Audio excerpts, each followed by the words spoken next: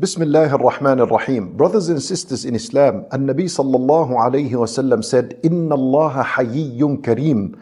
Allah Azza wa Jal is shy, a shyness that befits His greatness and majesty. Kareem, He is generous, the most generous. يستحي من العبد إذا رفع إليه يديه أن يردهما صفرا.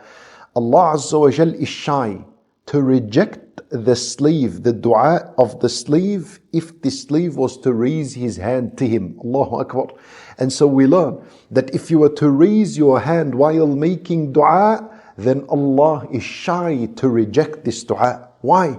Because the one who raises his hand, this image is an image of a beggar, someone who is begging, and Allah Azza wa Jal is shy from returning the slave that is in desperate need of Him subhanahu wa ta'ala.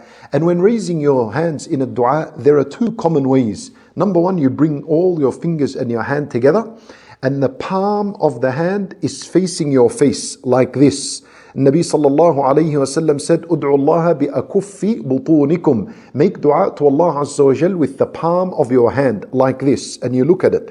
The other way is to raise your fingers towards the sky. So like this, more vertical. You raise your fingers to the sky and you look into your palm and you make a dua.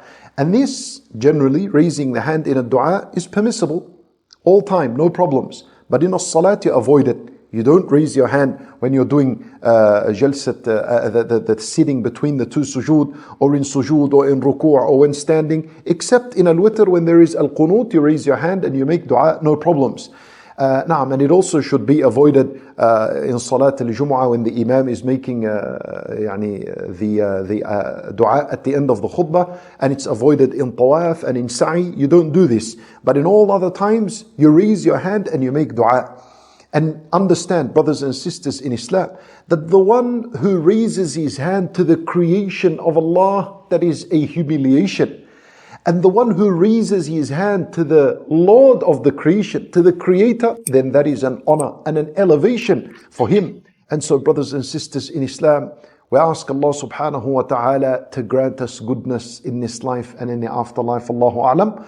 وصلى الله وسلم وبارك على نبينا محمد وعلى آله وصحبه أجمعين.